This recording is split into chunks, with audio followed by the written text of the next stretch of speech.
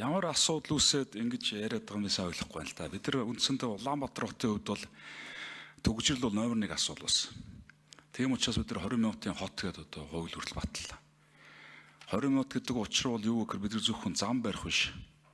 Үндсэн хуулиараа бид нар хүлээсэн үүргээ биелүүлэх ёстой. Хүүхдүүдийг сурах эрхийг нь өгөх ёстой. Тэр нь юу гэхээр Улаанбаатар хотод за одоо би Баянгол дүүрэг жилээ, бусад дүүргүүд жилээ. Манайх ч одоо 6500 хүүхэдтэй сургууль байна шүү дээ. 960 хүүхдийн сургууль 6500 хүүхэд явж байгаа.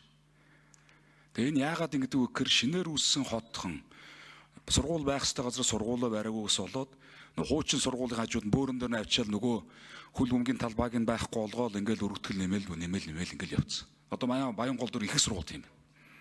Өргөтгөлөөр асуудал шийдэхэр яаж ингэр төгжил нэмэгдэх. За мөн эргээгээд өглөө орой болон хүүхдэд өргөж их асуудал үүсдэг. Тэгээ бид нар ерөөсөө л хийх ёстой ажил юу гэхээр яг тэр гэрээсээ ойрхон сургууль цэцэрлэгийн шийдэж өгөх ёстой. Цэцэрлэг бол бид нар бол 2022 онд би өөрөө төсвийн боловсролын салбарын ажлын хэсгийг ахлагчаар ажилласан. Тэгэхдээ бол нийтдээс энэ суглааны цэцэрлэг гэдэг асуудал байхгүй болсон байна. Суглаан зэм. Тэгээ одоо түрээслийн түрээслээд тэр түрүү үеийн үнэлэлээр ажиллагааны ажиллаад ингээд цэцэрлэгийн асуудал 100 шийдсэн. Өнөөдөр Улаанбаатар хотод тулгамж байгаа хамгийн том асуудал одоо ялчгүй одоо сургуулийн асуудал байна. Үлдчихэд байгаа. За одоо Яармаг дээр очивол та нар тэн чинь нэг ч төрлийн сургууль болохгүй. Хаануул руу та нар яваад үз. Тэгэхээр бид нар бол боломжтой газар нь за тэр хувийн ишлэнээрээ барьсан байвал одоо түрээсээр санхүүгийн түрээсээр түрүү үеийн түншлэр энэ сургуулийн асуудлыг шийдэхгүй бол бид нар хизээш шийдэж чадахгүй. Дандаа хөрөнгө оруулалт шийднэ гэж байхгүй. Нэг сургууль барихын тулд хамгийн багадаа 3-4 жил ордог. 3-4 жил ордог. Барьж явах явцдаа төсвийн өвтгөн нэмэгдээд явчихдаг.